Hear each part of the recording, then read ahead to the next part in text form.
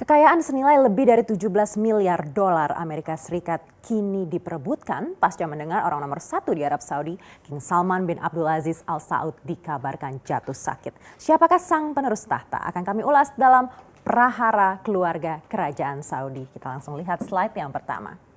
Mungkin Anda ingat di 2017 kedatangan Raja Salman ke Indonesia ini sempat membuat gempar. Negara kita bersiap dan berbenah menyambut kunjungannya. Ada kabar buruk karena saat ini orangnya sedang sakit peradangan pada kantung empedu dan dirawat di rumah sakit King Faisal di ibu kota Riyadh. Berita ini lalu membuat politik perebutan tahta penerus kerajaan Saudi memanas. Permasalahan antara putra mahkota menjadi semakin runcing. Penerus tahta Saudi ini bukanlah main-main loh. Diduga Raja Salman ini memiliki kekayaan hingga 17 miliar dolar Amerika Serikat. Jelas penggantinya haruslah orang yang bijak dan pantas karena untuk mengelola negara Arab Saudi perlukan lebih dari sekedar usaha. Kita akan lihat di slide ini siapa saja kandidatnya. Pertama adalah putra mahkota saat ini, Pangeran Mohammed bin Salman yang dikenal dengan inisial MBS. Saat ini dia berusia 34 tahun dan menjabat sebagai Wakil Perdana Menteri dan Menteri Pertahanan Arab Saudi. Dan dia adalah anak tertua dari Raja Salman dengan istri ketiganya, Fahda binti Falah bin Sultan. Pangeran Mohammed bin Salman atau MBS ini diangkat menjadi putra mahkota di tahun 2017 menggantikan Muhammad bin Nayef. Siapakah dia? Jadi bin Nayef ini adalah putra mahkota sebelumnya. April 2015 hingga Juni 2017 dia menjabat sebelum akhirnya dinonaktifkan dari jabatan putra mahkota, Wakil Perdana Menteri dan Menteri Dalam Negeri Arab Saudi. Di dalam kerajaan, Muhammad bin Nayef ini adalah keponakan Raja Salman, anak dari Pangeran Nayef bersama dengan Al-Jawara binti Abdulaziz bin Musaid Al-Jilui. Sebelum dipecat, sosok Muhammad bin Nayef ini dianggap sangat mumpuni untuk menggantikan Raja Salman. Lalu apa alasan Muhammad bin Nayef ini dinonaktifkan dari jabatannya? Kita lihat slide berikutnya. Jadi pelengseran Muhammad bin Nayef dari jabatannya ini diduga merupakan akibat dari tuduhan yang sempat menggemparkan Arab Saudi. Di 2017 ada kasus terkait penyelewengan dana senilai 11 miliar dolar Amerika Serikat atau 160,9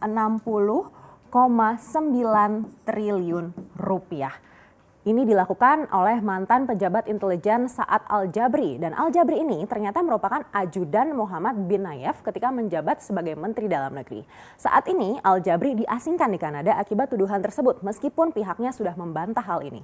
Namun sayang Muhammad bin Nayef namanya terseret dan diduga terlibat dalam jaringan korupsi ini. Sejak 1975 keluarga bin Nayef bin Abdulaziz ini bergantian menjadi Menteri Dalam Negeri Arab Saudi. Setiap Mendagri Arab Saudi punya kendali atas aparat intelijen dan aparat keamanan Arab Saudi.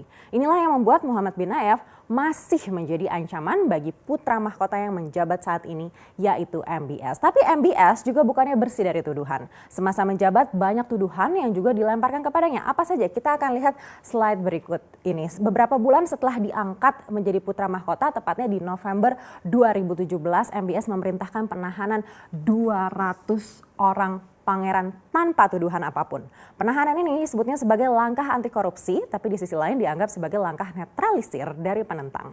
Di saat yang sama, MBS mengumpulkan kuasa di tangannya mulai dari Garda Nasional hingga Kementerian Dalam Negeri dan Militer dan menjadikannya kekuasaannya itu hampir absolut.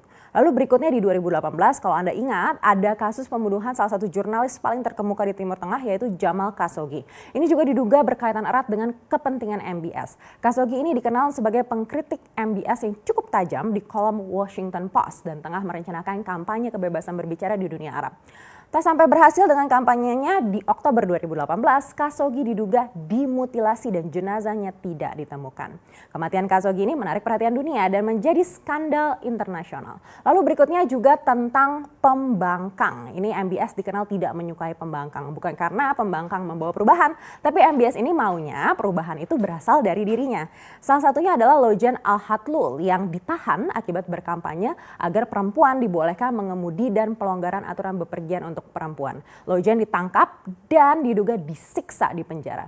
Tapi sekarang aturan tersebut sudah berubah dan perempuan sudah boleh menyetir. Artinya sebenarnya MBS ini bukannya anti perubahan dan banyak juga perubahan yang dibawa darinya. Apa saja kita akan cek slide berikutnya. Bicara keunggulan, MBS ini banyak membawa perubahan. Arab Saudi disebut memasuki babak baru ketika dirinya menjabat. Selama ini Arab Saudi dikenal sebagai negara kesukuan yang konservatif, tidak ada yang namanya kehidupan urban seperti di Baghdad atau di Kairo. Tapi di bawah MBS, perempuan boleh menyetir, bioskop dibuka, dan ada pertunjukan DJ David Guetta bisa digelar di Arab Saudi. Lalu di 2015 MBS membentuk koalisi 10 negara dan menyerang suku Houthi, sekutu Iran di Yaman. Tujuannya untuk mengembalikan pemerintahan yang diakui PBB, tapi sebenarnya untuk memukul sekutu Iran. Memang ini mengerikan kalau kita lihat dari luar, ada 20 juta orang atau sekitar 2/3 penduduk Yaman butuh bantuan untuk bisa bertahan hidup. Tapi di dalam Arab Saudinya sendiri, perang ini mendatangkan popularitas bagi MBS yang dianggap berani bertindak untuk kepentingan negerinya.